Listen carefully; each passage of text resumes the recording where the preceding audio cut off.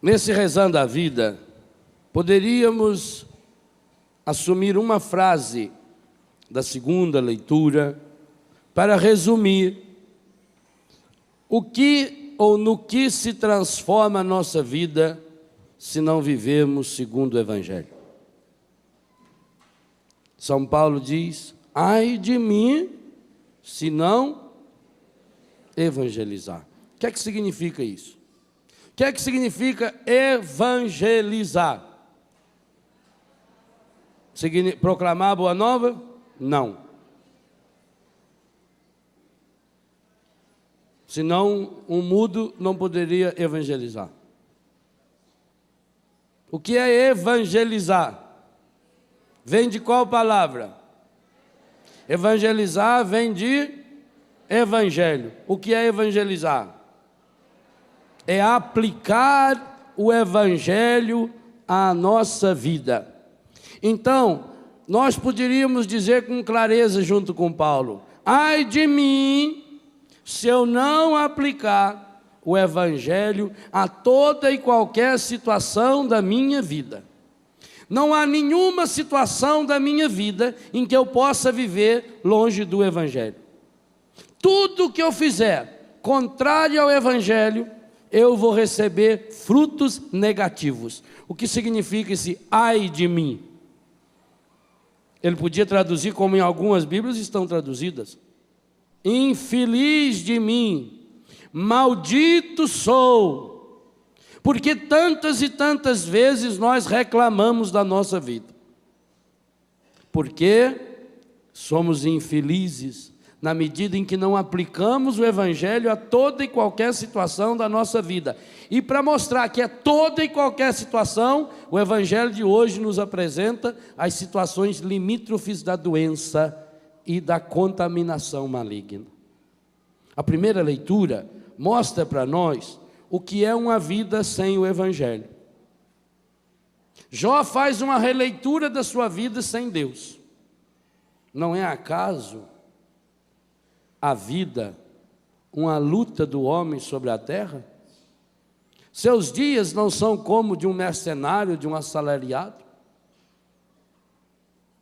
Se me deito, penso, quer dizer, se me deito, não durmo. Quando poderei levantar-me? E ao amanhecer espero novamente à tarde, e me encho de sofrimentos até o anoitecer. Padre, a minha vida é uma tristeza. Se eu fosse contar para o Senhor o meu sofrimento, dava um livro, não escreve não, que eu não quero ler esse livro, não, é uma porcaria de um livro. Meus dias correm mais rápido do que a lançadeira do tear, aquele negócio vai puxando o fiozinho, aí não acaba o fio, não tem mal o que fazer. Lembra-te de que minha vida é apenas um sopro e meus olhos não voltarão a ver a felicidade. Nós podíamos hoje pegar o ai de mim se não evangelizar e olhar para trás a vida sem o Evangelho. É isso que Jó descreve. E isso vai ser a minha e a sua vida. Retomo o que eu falava hoje de manhã. Moisés viu a terra prometida, mas não pisou nela. São Paulo diz que quem está de pé, cuide para não cair. A nossa vida, por que eu adotei esse título para o livro? Aliás, quando eu escrevi esse livro, uma das moças da edição Loyola, que publicou o livro, me telefonou e falou: padre, talvez ficaria melhor o título Rezar a Vida. Inclusive ela escreve um resumo disso na contracapa e ela usa a expressão rezar a vida. Eu disse: não, mas foi de propósito que eu escrevi Rezando a Vida, porque o que eu quero passar para as pessoas, o que eu quero ajudar as pessoas a se conscientizar, e é uma coisa que eu tenho procurado fazer também, é transformar a minha vida inteira numa contínua oração. Então, evangelizar significa aplicar o Evangelho a cada situação da minha vida. Segundo o Evangelho, não há nenhuma situação da minha vida, por mais corriqueira que seja, da qual eu não possa aprender algo de Deus a respeito da minha vida. Tenta encontrar uma situação da vida humana que não se encaixe no Evangelho. O que Jesus Cristo fez ao evangelizar? O resultado da evangelização de Jesus é o que nós vimos no Evangelho, eu vou refletir daqui a pouquinho. A libertação e a cura. Mas para chegar na libertação e na cura, Jesus tem uma metodologia, uma pedagogia, cuja assiduidade, ou seja, ele repete a mesma coisa o tempo todo. E qual é o segredo da evangelização de Jesus? Mostrar para as pessoas que o reino de Deus está próximo, mostrar para as pessoas que o reino de Deus está cercando a sua vida, mostrar para as pessoas que aquilo que ela faz, seja o que for, pode se tornar num caminho do reino de Deus para a sua vida. Coisa impressionante, Jesus nunca comparou o reino de Deus a coisas grandes. Você não vai encontrar, por exemplo, comparação tipo assim: olhai a imensidão do universo, como Deus fazia no Antigo Testamento com Abraão. Olha a imensidão do universo, o número de estrela que tem no céu, olha as areias da praia, assim vai ser a sua descendência. Jesus nunca mandou olhar para coisas grandes, para coisas imensas. Jesus mandava olhar para coisas simples, coisas cotidianas, coisas do dia a dia.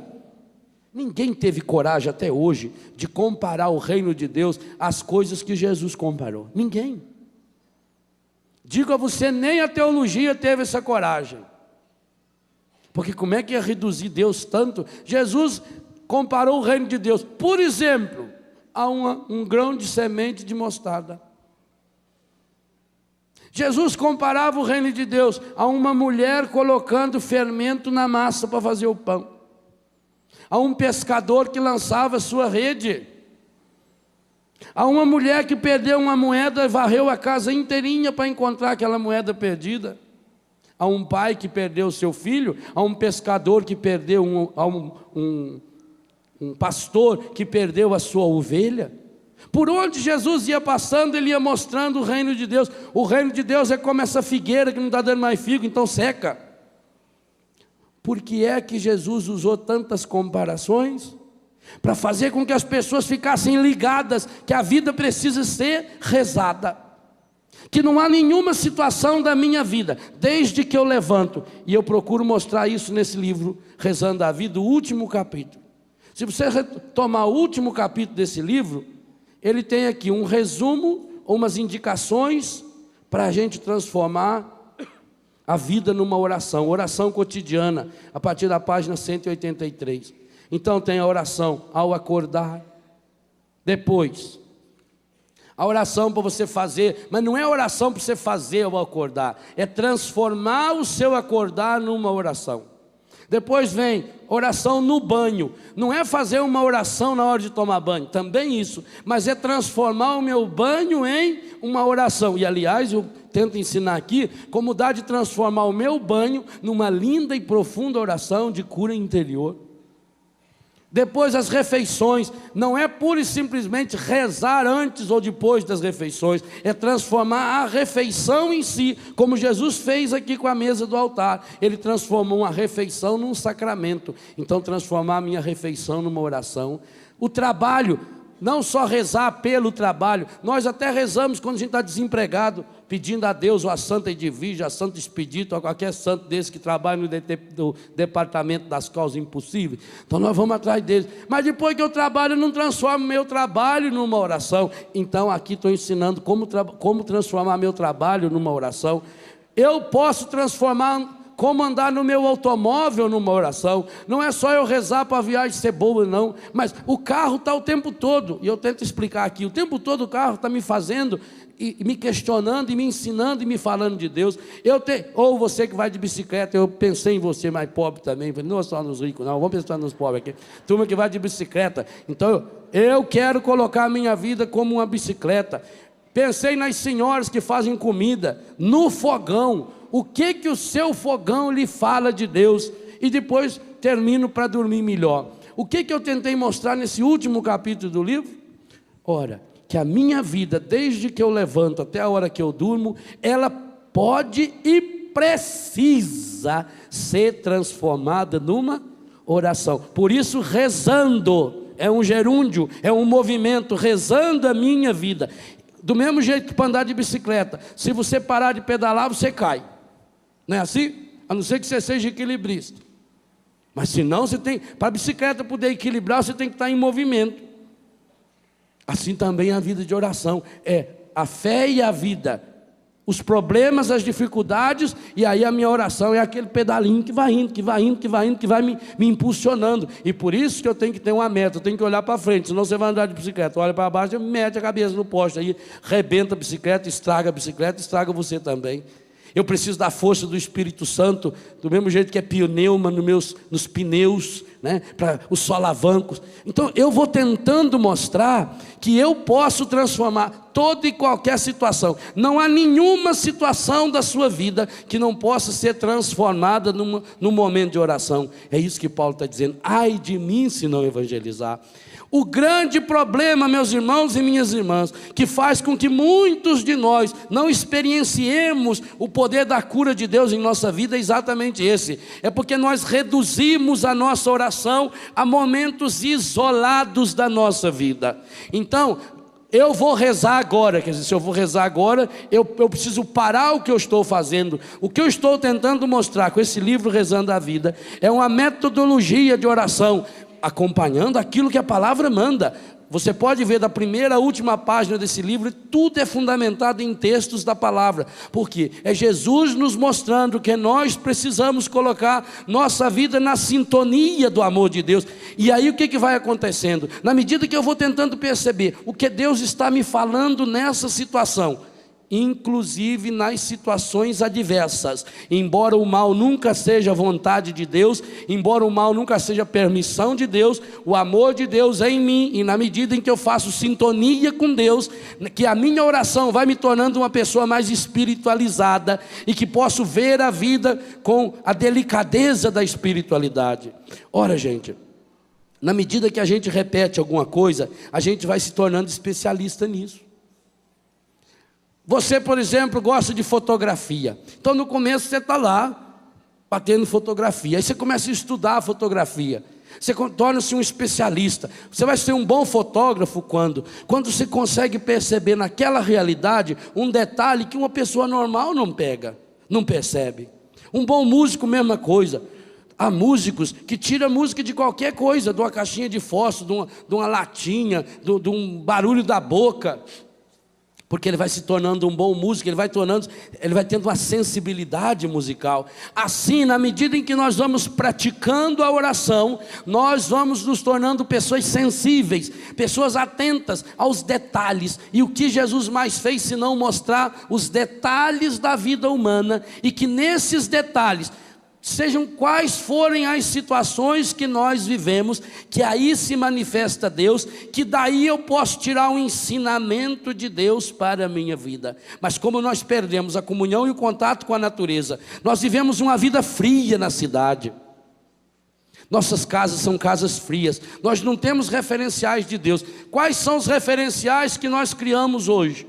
Nós criamos referenciais do mundo. Nós chegamos em casa, estamos atentos, ligamos a televisão, queremos assistir o jornal e o outro programa, e isso, aquilo, saber tudo que acontece no mundo. E aí enchemos o nosso coração com os referenciais das notícias negativas, das coisas ruins. E aí você assiste 2 ou 3 horas de televisão à tarde, em qualquer canal desses outros canais abertos de televisão, e você fica deprimido e decepcionado. Meu Deus, só tem problema.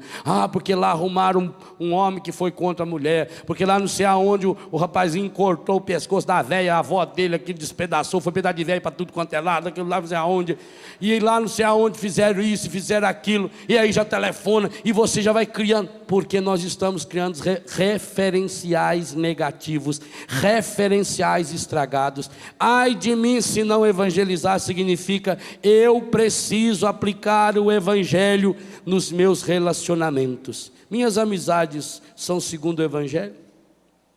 Minhas conversas são segundo o evangelho? Minhas brincadeiras são segundo o evangelho? Eu estou colocando, evangelizar, no nosso caso, é colocar Jesus. Jesus é o evangelho. Jesus é a boa nova. Eu estou colocando Jesus como referencial em minha vida? Eu só vou conseguir amar alguém na medida em que eu coloco Jesus como referencial dessa pessoa, porque senão nós caímos naquilo que falávamos na sexta-feira, caímos no campo da impotência. E eu perguntava: é possível, é difícil amar uma pessoa que nos ofendeu? E a resposta é: não é difícil amar, é impossível. Então aplique essa pergunta não só para uma pessoa que já ofendeu você. Você ama o seu marido, você ama a sua mulher, você ama o seu namorado, você ama a sua namorada, você é apaixonado. É difícil continuar vivendo esse amor por muito tempo? Não, é impossível. Amar alguém do ponto de vista humano é preparar o seu coração para a ingratidão, é preparar o seu coração para as decepções. Quanto mais você amar uma pessoa, do ponto de vista humano, mais pode preparar seu coração para a ingratidão e para o sofrimento. Enquanto não colocar Jesus como referencial, ai de mim se não evangelizar. Evangelizar é colocar Jesus como referencial de amor. Evangelizar é colocar Jesus como referencial daquilo que eu faço, inclusive, especialmente daquelas coisas mais cotidianas. Então nós precisamos mudar algumas mentalidades. Se você percebeu bem ao longo desse acampamento, a palavra de Deus foi nos mostrando algumas coisas simples e sérias. Precisamos mudar algumas mentalidades nossas. Precisamos assumir um compromisso com uma oração que é nosso dever e nossa salvação, que é a oração do louvor que liberta. Precisamos assumir o compromisso de rezar uns pelos outros, de fazer isso que nós fizemos de modo tão rápido aqui no início da Santa Missa, de colocar. Por que eu convidei a rezarmos essa oração tão antiga, tão linda, de uma teologia fabulosa, desse ato penitencial? Porque ali fala exatamente disso que eu falei antes. Eu tentei resumir um pouquinho naquela oração que nós pregávamos no acampamento. Confesso a Deus Todo-Poderoso e... olha o que a igreja está ensinando. Confesso a Deus Todo-Poderoso e a vós, irmãos e irmãs. Eu estou me confessando com você que está do meu lado.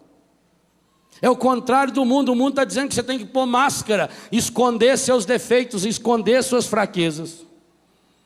E a vós, irmãos e irmãs, que eu pequei muitas vezes. Pequei por pensamento, pequei por palavras, pequei por atos e pequei por omissão. O que é omissão? Omissão é poder, saber fazer o bem e não fazer. Pecado não é só fazer o mal. Pecado é poder, saber fazer o bem e não fazer. Confesso a Deus Todo-Poderoso. E a vós, irmãos, irmãs, eu pequei muitas vezes. Então, se eu fiz essa confissão, agora você não pode mais dizer: soube que o Padre Léo pecou? Soube. Inclusive eu estava lá quando ele publicamente se confessou na Canção Nova. Nos faz iguaizinhos?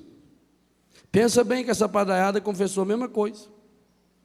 Os seminaristas, os consagrados da Canção Nova. Você confessou para o seu marido, para a sua mulher, para o seu filho, para a sua avó, até para a sua sogra que está aí do lado. Confesso a Deus. E a vós, minha sogra querida, que eu pequei muitas vezes por pensamentos. Agora, se eu falar sozinho, os outros tudo podia ficar pensando, mas você também confessou? Pensamentos, palavras, atos, omissões. Culpa de quem? Então agora você não pode mais jogar a culpa na cara do seu marido, da sua mulher, do seu filho. Você confessou lá na Canção Nova, por minha culpa. Minha máxima, tão grande, única culpa.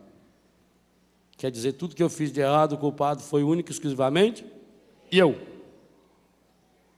Por minha culpa, minha tão grande culpa. Agora eu me confessei a Deus e aos meus irmãos, não foi? Aí eu vou transformar a minha oração, já confessei, assumi a minha culpa e agora eu vou me humilhar. E peço a quem? Começa pedindo para patamar superior. A Virgem Maria, Santa. Mas eu me humilho mais ainda e peço a quem também? E a quem mais? Irmãos e irmãs. Viu para quem que você pediu aí do lado? Pediu para o maridão. Pediu para a avó, para o sogro, para a sogra. Para quem mais você pediu? E a vós, irmãos e irmãs, que rogueis por mim a Deus, nosso Senhor, nosso. Gente, se nós colocarmos em prática essa oração, nós já estamos fazendo um lindo retiro de aprofundamento, rezando a vida. Olha como a igreja é sábia. Talvez seja por isso também que muitas e muitas missas que você vai não reza mais essa oração, porque essa oração ela compromete muito. E é um ato penitencial que perdoa os pecados que a gente sinceramente se arrepende deles. A igreja acredita tanto no perdão de Deus que em cada missa ela coloca 2 atos penitenciais, no começo e antes da comunhão. Quando eu rezo o Cordeiro de Deus, Senhor, não sou digno que entreis em minha morada. É o 2º ato penitencial. Para dizer que a igreja acredita de fato no perdão, na ternura e na misericórdia de Deus. Então, eu me coloco diante do outro. Ai de mim se não evangelizar. Eu preciso evangelizar, ou seja, colocar o evangelho nos meus relacionamentos. Eu preciso ter essa coragem de pedir um ao outro que interceda por mim, que reze por mim. Então essas coisas sérias que o Senhor está nos ensinando nesse acampamento, mas são coisas que eu posso aplicar, porque eu tenho muito medo da gente, nós vamos fazer um retiro, vão lá na Canção Nova, ou vão lá em Betânia, fazer um retiro lá, o Padre Léo prega o retiro lá, a cada 15 dias tem retiro, atende a confissão de cada um, eu vou lá na Canção Nova, lá eu posso me confessar, eu posso falar com as pessoas, rezam por mim, e depois eu vou embora e não levo nada e não vou praticar. Eu tenho muito medo disso. De criar uma instância espiritual onde você vive lá e depois não leva para casa.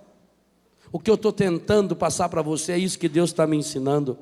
Ai de mim se não evangelizar significa ai de mim se dia e noite não colocar a minha vida em oração. Vai acontecer comigo o que nós acabamos de ouvir aí do senhor Jó. Ele acabou transformando e resumindo a vida dele numa lamúria. Ele estava em profunda depressão. Quando poderei levantar-me? Ao amanhecer espero novamente à tarde e me encho de sofrimento e de lamúria até o anoitecer. Mas padre, acontece que cada um de nós já passou por situação assim. E quando aconteceu uma situação dessa? E quando a gente entrar numa depressão profunda? Quer dizer que quem está em fé não está em depressão? Já disse aqui com muita clareza para vocês. Quando eu falava da depressão pós-parto, quando eu falava das reações naturais que dá no corpo da mulher, no coração da mulher e obviamente no homem também, que isso é natural. Gente, sabe o que a gente precisa fazer? A gente precisa tirar a máscara de hipocrisia que a gente tem. Porque alguns de nós colocam uma máscara de hipocrisia tão grande que parece que já é um santo ponto acabado. Não somos, não. Nós tudo precisamos um do outro. Se em alguma coisa eu me destaco em relação a você, em outra coisa é você que se destaca em relação a mim. Se eu posso, com o dom que Deus me deu, lhe oferecer algum proveito espiritual, obviamente você também pode e deve me oferecer algum proveito espiritual. Nós nascemos num mundo onde um precisa do outro, onde ninguém é insubstituível, não. Tem que deixar de ser besta e tirar essas máscaras. A maior parte das vezes a gente sofre de besta. Então o que fazer quando eu estiver no fundo do poço? O que fazer quando eu me deparar com uma doença, com uma enfermidade física, psíquica ou espiritual? Da onde veio a palavra enfermidade? Não é de inferno não, Deus o livro guarde, credo. Aí seria infernidade.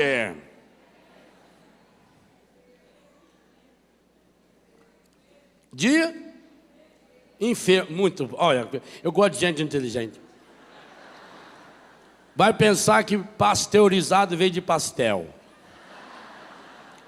Português põe o pastelzinho no leite para vender leite pasteurizado. Enfermidade veio de enfermo, olha que beleza. E da onde veio enfermo? Veio de enfermidade. Que veio de enfermaria. Que veio de enfermeira. Que fez enfermagem. E aí é capaz de chegar no fermento,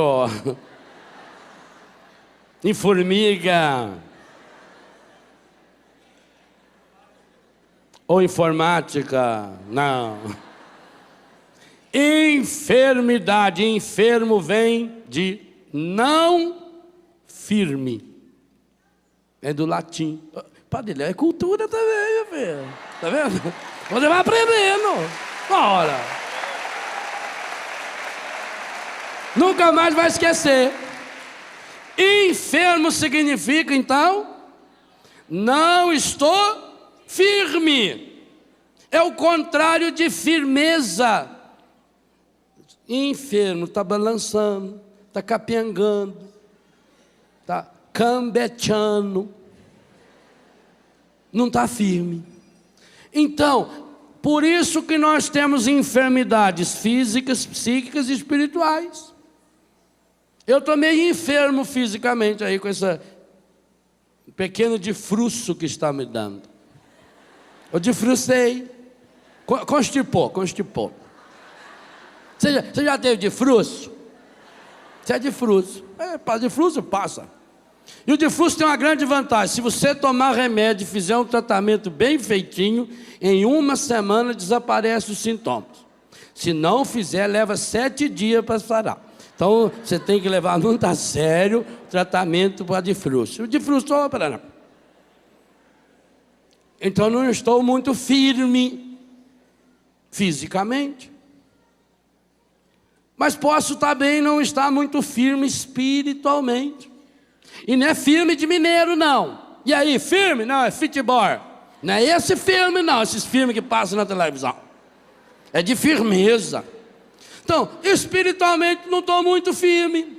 Estou meio balangandando, estou andando aí para um centro espírita, estou indo lá na Mãe do Santo, não estou rezando muito, falo que vou rezar o terço, não rezo nem um meio. Quer dizer, vou ficando fajutinho. Vou perdendo a minha firmeza. Não estou andando firme. Ou eu posso estar com uma enfermidade afetiva. Meu casamento não está muito firme. Meu namoro está mais ou menos. Meu namorado está muito ciumento. Minha namorada está muito ciumento. Minha família. Quer dizer, eu vou cultivando umas coisas que não vai me deixando firme. Firme significa seguro. Firme significa decidido. Firmeza significa que eu estou indo, que eu aguento. Eu aguento firme. Enfermo significa isso. Cada um de nós que está sujeito a isso e não sabe por que não. E não tem que ficar justificando, não. Eu sou apaixonado no Papa por isso. Você já viu o Papa justificar a doença dele? Nunca. Ele não fala, vocês me desculpem que eu não estou podendo falar bem, que eu estou com um problema. Nunca. Quem fala da doença do Papa é a imprensa. Ele não, ele fala de Jesus. Veja a diferença. Eu não tenho que justificar a minha enfermidade. Outra coisa, eu não tenho que me culpar da minha enfermidade. Eu posso tomar cuidado. Se eu sei que tomar banho quente e sair no vento, que isso pode me constipar mais rapidamente, eu vou evitar. Se eu ficar pisando com o pé descalço num cimento frio, que isso aí vai provocar um difruço, eu vou cuidar. Não é assim? Que se eu comer muita carne gordurosa, pode dar uma diarreia, eu não vou tomar. Eu vou evitar. Não é assim? Agora, eu não posso me culpar porque fiquei doente. Então, quando eu fiquei doente, o que é que eu faço? Vou atrás do remédio. A quem você apresenta, em primeiro lugar, as suas enfermidades? Quando vivemos a nossa fé rezando a vida, nós fazemos o que o Evangelho disse. Nós passamos a apresentar as nossas enfermidades em primeiro lugar para Jesus. Eu hoje de manhã falei para ele com muita tranquilidade.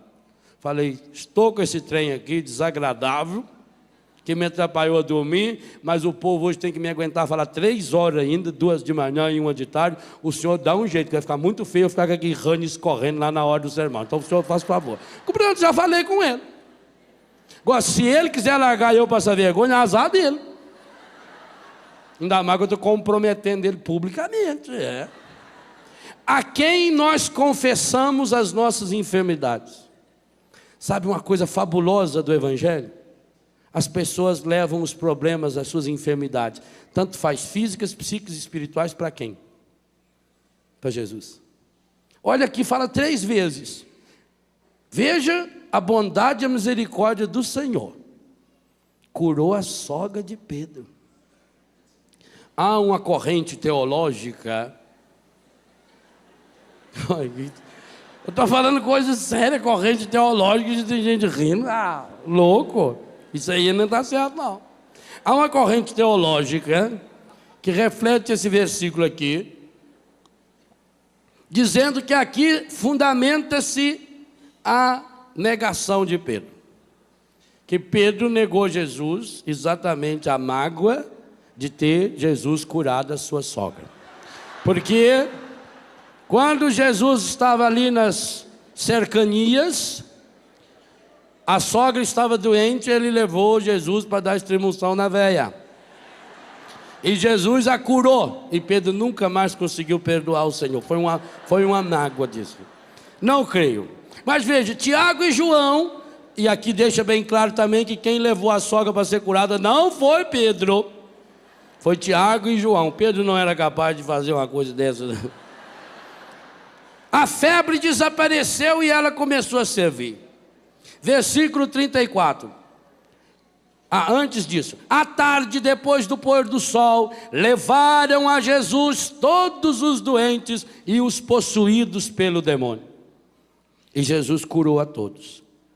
Logo lá no final, e Jesus andava por toda a Galileia, pregando em suas sinagogas e expulsando os demônios. Então vejam bem, a prática número 1 do povo de Deus com Jesus era, diante de Jesus desaparecia a enfermidade. Por quê? Porque Jesus saía correndo curando as pessoas? Não, porque eles levavam os seus doentes até Jesus. Lá em Lourdes, depois da manhã celebra-se Nossa Senhora de Lourdes. Lourdes é um dos lugares mais lindos do mundo. Se um dia você puder ir, faça um esforço de ir. Alguns lugares do mundo, se a gente puder juntar dinheiro para ir, a gente devia ir. Lourdes é um desses santuários. Realmente um lugar espetacular. Em Lourdes há um passeio com o Santíssimo toda a tarde. Lourdes é um lugar do milagre. Tanto que tem lá uma junta médica só para atender, porque é milagre. Milagre reconhecido como milagre, cientificamente como milagre, tem 60 e poucos. Curas espetaculares, mais de 3.000. São coisas absurdas. A gente escuta que lá, a gente nem acredita que possa existir uma doença daquele jeito e as curas que acontecem. Então você chega em Lourdes, é um espetáculo de fé, não sei quantas são milhares de pessoas.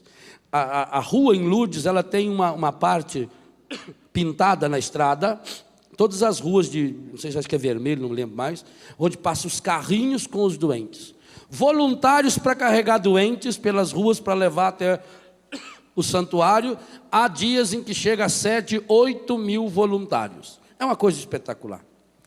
Para mim, o momento mais lindo de Lourdes não é na hora de tomar banho na gruta, não é na hora das celebrações, é na hora do passeio com o Santíssimo. É espetacular. Porque você olha aquele campo imenso, aqui, o santuário é imenso, imenso. O santuário não, porque santuário lá deve ter uns 5, 6 no mesmo lugar. Cada lugar que você vai tem uma igreja. Tem igreja lá que cabe 12, 15 mil pessoas. É uma loucura. Você olha aquele campo lindo, os doentes naquelas cadeiras de rodas, e vai a procissão com o Santíssimo, e o serviço de som vai falando assim: Senhor, aquele que tu amas está enfermo. Que coisa espetacular. A mim tocou muito porque essa frase foi dita por Marta e Maria a respeito de Lázaro, e eu que moro na comunidade de Betânia, que tem o mesmo nome. É espetacular quando Marta e Maria mandam dizer: Jesus, aquele que tu amas está enfermo, não está firme. Ah, que oração de cura fabulosa que você e cada um de nós pode e deveria fazer. Senhor, aquele que tu amas, a minha esposa que tu amas, o meu marido, minha sogra, meu filho, aquela pessoa que eu não amo. Veja que coisa fabulosa. Eles não disseram: Senhor, aquele que nós amamos está enfermo. Eles colocam Jesus como autor desse amor. Senhor, aquele que tu amas está enfermo. E isso vai repetindo o tempo todo naquele serviço de som em Lourdes. Tem dia que eles repetem isso em vários idiomas. Então você vai ouvindo, Jesus vai passando, Santíssimo, no meio daquela multidão de doentes, e aquela frase vai se repetindo: Senhor, aquele que tu amas está enfermo. Olha que maravilha você poder rezar um terço bizantino pensando nisso. Já pensou? Você tem uma pessoa de sua família que está enferma, uma pessoa que está doente, então você pega o seu tercinho bizantino e começa: Senhor, José que tu amas está enfermo. Senhor, José que tu amas está enfermo. Senhor, José que tu amas. Quando você terminou de rezar 100 vezes, aqui dá mais 10, 1000 vezes você falou para o Senhor: aquele que tu amas está enfermo. E eu repito, essa enfermidade não é só quando você está num estágio avançado de um câncer, ou da AIDS, ou de uma enfermidade no coração ou no pulmão, e que parece que não tem mais cura, não. Enfermo é não firme. Se ele não está firme na fé, se ele não está firme na sua saúde psíquica, se ele não está firme na sua saúde afetiva, se ele está sendo destruído pela droga, Senhor, aquele que tu amas está enfermo. A grande atitude de cura que o Evangelho de hoje nos ensina é essa: nós precisamos levar os nossos enfermos até Jesus. E digo outra coisa, nós da Igreja Católica precisamos perder o medo de rezar pelos nossos doentes, porque se há uma igreja no mundo que acredita na cura, essa é a Igreja Católica. Agora, sabe o que aconteceu? E aqui é bom cada um de nós fazer um meia-culpa, minha máxima culpa também. Como muitos e muitas de nós reduziram a oração de cura a um momento de curandeirismo, onde inclusive se manifestam os desequilíbrios afetivos, showzinhos à parte. Então muitos pastores católicos, padres e bispos, para evitar o falatório, proibiu, o que é uma pena. O que é uma pena. Nenhuma outra religião no mundo acredita tanto na cura como a Igreja Católica. E a maior prova disso é que, para uma pessoa ser levada à situação de santo num altar, é que tem que ser comprovado pelo menos 2 milagres por intercessão dela. E por que hoje nós rezamos tão pouco pelos nossos doentes? Porque não estamos levando os doentes até Jesus. Senhor, aquele que tu amas está enfermo. Agora a campanha da fraternidade sobre os idosos é a última etapa da nossa oração no Rezando a Vida. É quando chegarmos à idade da maturidade. Será que nós vamos promover celebrações onde nós queremos rezar pela cura dos nossos enfermos, dos nossos idosos, que até pela idade já não estão tão firmes? É preciso que a gente tenha coragem de celebrar missa pela cura, missa pela restauração das pessoas. Em primeiro lugar, toda missa é de cura e de libertação. Não tem nenhuma missa que o padre possa tirar fora a mais linda oração de libertação que nós rezamos em cada Eucaristia: livrai-nos de todos os males, ó Pai, dai-nos hoje a vossa paz. Ajudados pela vossa misericórdia, sejamos sempre livres do pecado e protegidos de todos os perigos, enquanto, vivendo a esperança, aguardamos e preparamos a vinda do Cristo, que é o nosso Salvador. E qual é a resposta do povo? Vosso é o reino, o poder e a glória para sempre. Significa: em minha vida não tem espaço para o reinado do encardido, em minha vida não tem espaço para o reinado do ódio, em minha vida não tem espaço para o reinado da mentira e do pecado. Eu pertenço a Deus, eu tenho uma marca de Deus, eu sou de Deus. E aí você começa também a levar a pessoa mais importante desse mundo que você precisa levar e apresentar para Jesus e dizer: Senhor, aquele que tu amas está enfermo. Quem é? Você mesmo. Mas para você chegar a isso, veja bem, a primeira reflexão de ontem: enquanto nós não nos convencemos por experiência, e aí veio a oração de cura ontem à noite do batismo, enquanto eu não me convenço por experiência que Deus me ama, que eu não sou fruto do acaso, que Deus me escolheu no meio de 300 milhões de possibilidades. Se Deus me escolheu no meio de tanta gente, de tanta possibilidade, é porque Deus me ama com amor infinito, e eu preciso me convencer disso. Então você precisa começar a se apresentar ao Senhor assim: Senhor, este que tu amas está enfermo. Hoje eu posso apresentar a Jesus: esse Léo que tu amas está enfermo. Apresenta-se ao Senhor: esse que tu amas essa, diga seu nome, que tu amas. Esse que tu amas, como é espetacular. Leve os seus doentes até Jesus. Leve as suas enfermidades até Jesus. Quantas e quantas vezes, quando a pessoa está sofrendo uma enfermidade afetiva, um problema de relacionamento, vai buscar ajuda aonde? Vai em pai de santo, em mãe de santo, manda fazer trabalho, leva a cirola do marido, mais R$500. Eu conheci uma moça que teve que levar a cirola do marido, mas não podia nem lavar. Falei, quer coisa, não traz isso para eu benzer não, eu menos lava antes, tá louco? Então tinha que levar a cirola do marido, 1 litro de cachaça, 3 quilos de carne, 2 quilos de asa de galinha velha, não sei se isso tinha alguma coisa a ver com ela mesmo, e R$500 que era para ajudar o santo. E a anta foi. Aí foi lá, levou o nome da pessoa, tem que levar o nome 5 vezes, costurar, botar na boca do sapo, costurar a boca do sapo. Aproveita e beija o sapo, quem sabe ele vira um príncipe já, você já leva para casa. Quando você está com um problema afetivo, você vai até quem? Tem que começar a ir até Jesus. Rezando a vida significa isso. Senhor, aquele que tu amas, o meu relacionamento não está bom. Começa a rezar o seu relacionamento, começa a rezar o seu namoro. Eu ensino para os casais, no Retiro Casais 1, lá em Betânia, os casais precisam aprender a rezar a sua sexualidade. E graças a Deus eu tenho recebido muitos testemunhos de casais. Casais que têm falado, olha padre, obrigado, o senhor nos ajudou muito. Nós passamos a viver melhor a nossa vida sexual, a nossa vida afetiva, depois que fizemos aquele retiro. Como a gente fica feliz. Não existe nenhuma área da minha vida que Deus não seja o Senhor. Não tem nenhum pedaço do meu corpo. Como eu disse ontem, por isso eu estou supondo tudo que eu já falei nesse acampamento. Não tem nenhuma parte do meu corpo que não tenha sido feita por Deus. Agora, por que será que algumas orações, algum tipo de doença, as pessoas não pedem oração? A senhora deveria pedir a Deus a cura da impotência sexual do seu marido.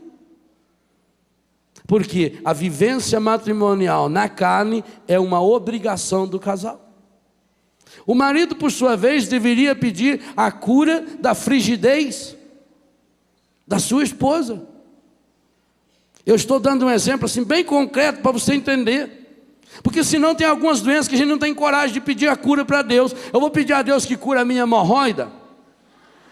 Agora também não precisa você pedir a pessoa que faça imposição de mãos em determinadas orações, que fica uma situação difícil para a gente, principalmente, que é padre.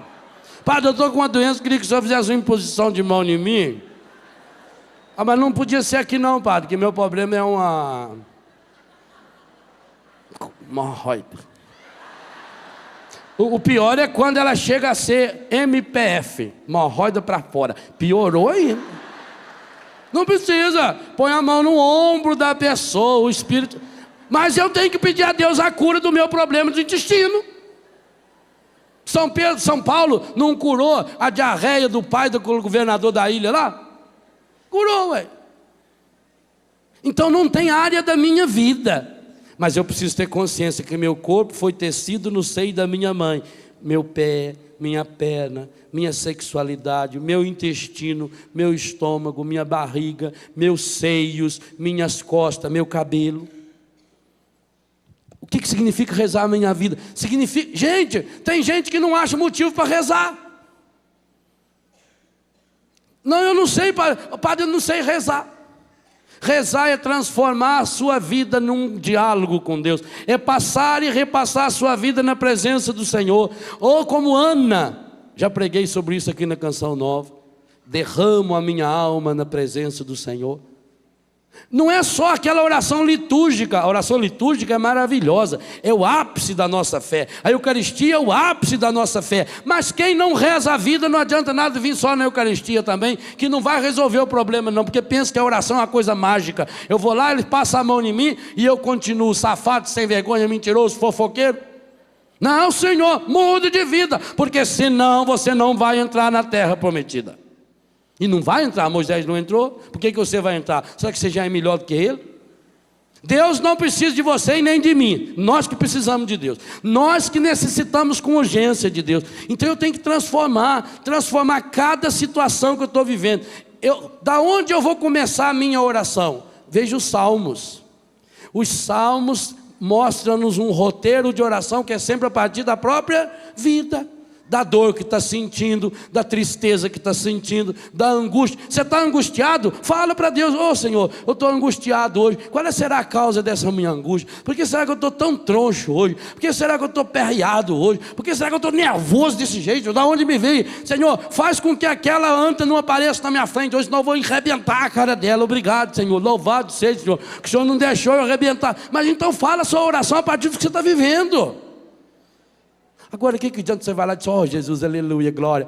A gente vê que a pessoa não sabe rezar, e quando você vai num grupo de oração, ou quando vai fazer uma oração espontânea, que a cada meia palavra ela põe Senhor Jesus no meio. Sim, Senhor Jesus, eu te peço, Senhor Jesus, ó Senhor Jesus, ajuda, Senhor Jesus, minha avó, Senhor Jesus, que naquele dia, Senhor Jesus, que eu estava indo, Senhor Jesus, quando eu vi Senhor Jesus, eu estava orando, Senhor Jesus, senão aleluia, e tudo fala amém. E aí Deus falou amém, e Deus disse amém, amém, amém, meio do inferno, que Deus não está enjoado com você já. Reza a sua vida, reza a sua angústia, reza a sua tristeza, xinga em oração. Xingar em oração.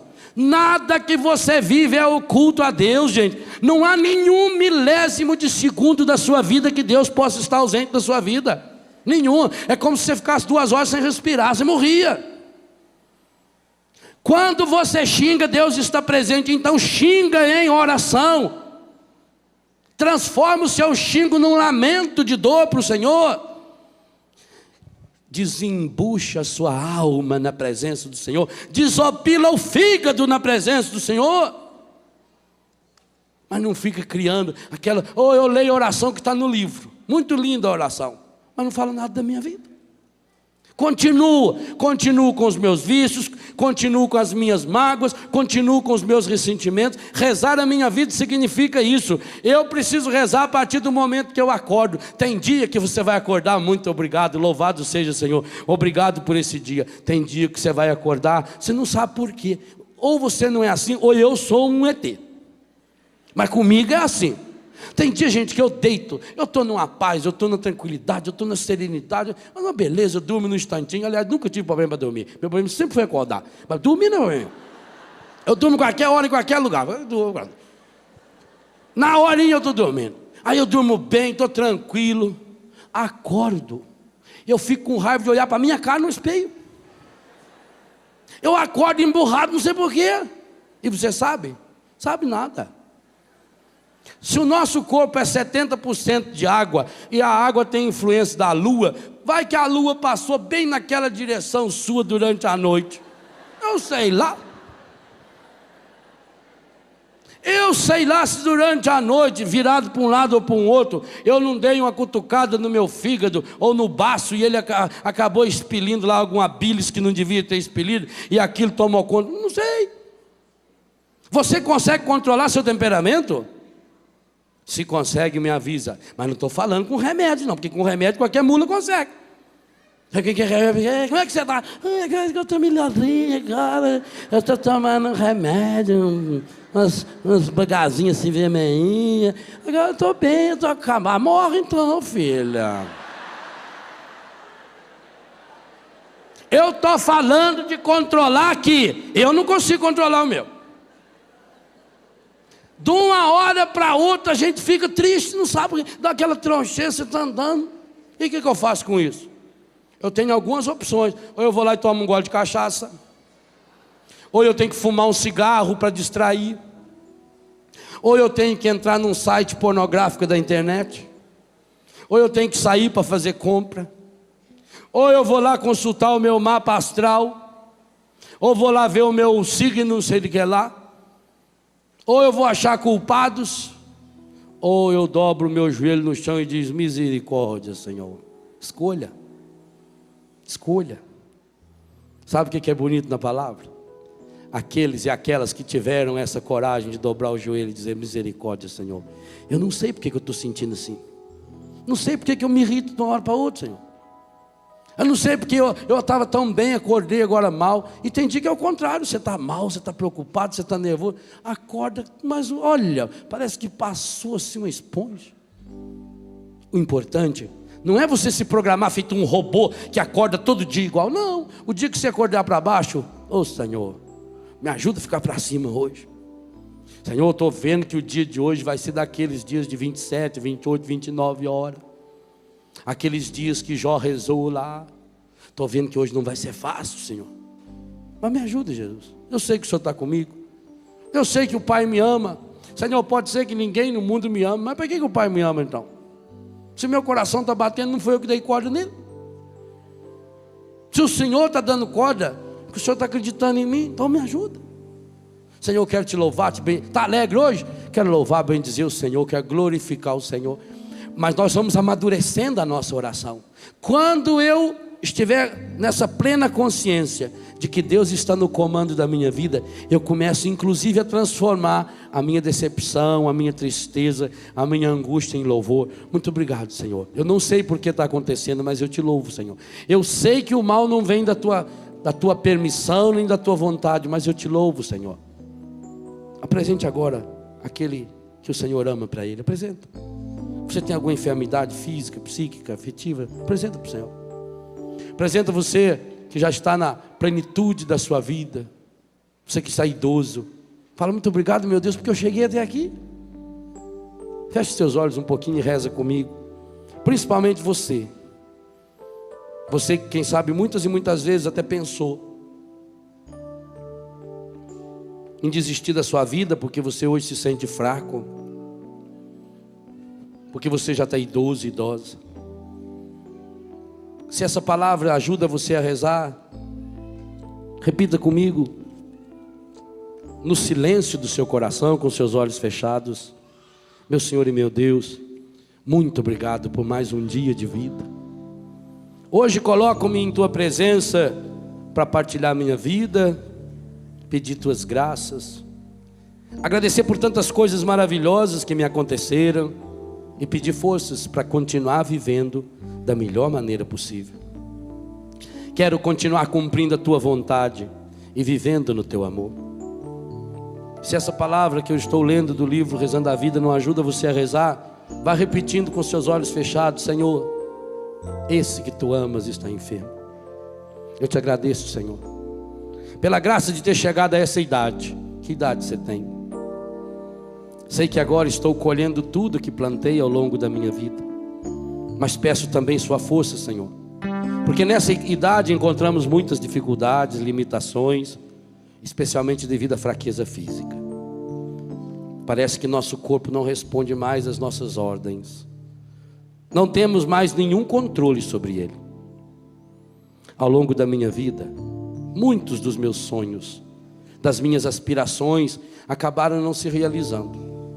Hoje sei que não adianta nada ficar olhando para o passado, lamuriando pelas coisas negativas que aconteceram. Por isso eu quero começar uma vida nova, inteiramente nova. Quero viver intensamente cada segundo de minha existência. Não sei quanto tempo vou viver, mas isso não me interessa mais. Já desperdicei tanto tempo em minha vida. Agora quero viver cada segundo como uma eternidade. Quero saborear cada momento como único e irrepetível. Eu te louvo, agradeço e bendigo a graça de ter chegado até aqui. Sei que a minha vida, mesmo não sabendo corresponder como deveria, é um dom e um presente do Pai. Obrigado, Pai. No entanto, hoje já não me sinto mais tão útil como sentia antigamente. As pessoas, nem mesmo as da minha família, não me pedem mais conselhos e opinião. Parece que eu fico sempre jogado de lado. E isso muitas vezes me causa tristeza, angústia, solidão, um sentimento de inutilidade muito grande. Sinto isso, especialmente quando vejo outra pessoa hoje ocupando o lugar que até um certo tempo eu estava ocupando. Sei que muitas vezes sou um peso para os meus familiares. Não queria ser esse peso, mas também não desejaria viver o abandono no qual muitas vezes me encontro. É tão triste, depois de tantos anos de vida, se sentir assim no abandono e na solidão. Quase ninguém vem me visitar. Parece que as pessoas não gostam muito do cheiro da gente velha. Fico tão triste quando vai chegando a época do Natal, Dia das Mães, Dia dos Pais, Páscoa. Sempre fico esperando que alguém da minha família venha me visitar. Mas eles são muito ocupados. Às vezes até telefonam. Mas eu fico triste demais. Me ajuda, Senhor. Senhor, mostra-me. E eu peço a você idoso, você aposentado, reza comigo, no silêncio do seu coração, sinceramente esse trechinho. Senhor, mostra-me no que ainda posso ser útil para o mundo, para a minha família, para a minha comunidade. E isso vale para qualquer um de nós, não só as pessoas idosas. Para você jovem também, para você adulto. Senhor, mostra-me no que ainda posso ser útil para o mundo, para a minha família, para a minha comunidade. Tira esse sentimento de inutilidade e dá-me a graça de conhecer e colocar a minha experiência de vida como um serviço generoso para todos os que o Senhor mesmo colocar em meu caminho. Quero pedir também, Senhor, pela misericórdia infinita do Teu amor, que tires do meu coração um certo orgulho prepotente de achar que eu sabia fazer tudo melhor do que os outros e que no meu tempo tudo era mais perfeito. Sei que é saudosismo meu e sei que o Senhor também compreende esses meus sentimentos, que eu saiba ser bondoso, bondosa, também compreender todas as pessoas que vivem ao meu redor. Hoje quero também pedir a graça de ir me desapegando de tudo o que não me é mais necessário. Eu vivo guardando coisas em minhas gavetas e vivo guardando coisas em meu coração. Por isso muitas vezes estou triste, preocupado, ansioso demais. Se me faltam as forças físicas para o trabalho, quero oferecer meus sofrimentos. Eu convido você, meu irmão, minha irmã idoso, idosa, a oferecer de fato esse pedaço da oração ao coração de Jesus, a completar na sua carne o que falta a paixão de Cristo. Se me faltam as forças físicas para o trabalho, quero oferecer meus sofrimentos, minhas doenças e minhas orações pela transformação e pela conversão do mundo. Meu irmão, minha irmã, você que é doente, você que já é aposentado, você que já não tem mais força para trabalhar, acredite, você pode fazer um grande serviço para o mundo. Por isso, peça essa graça ao Senhor.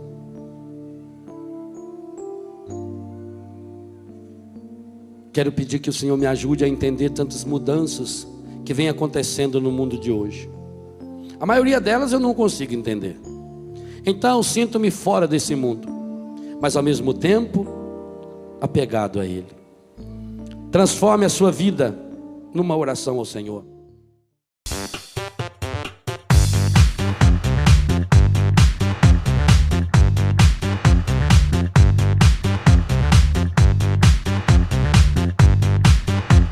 CançãoNovaPlay.com. Assine já!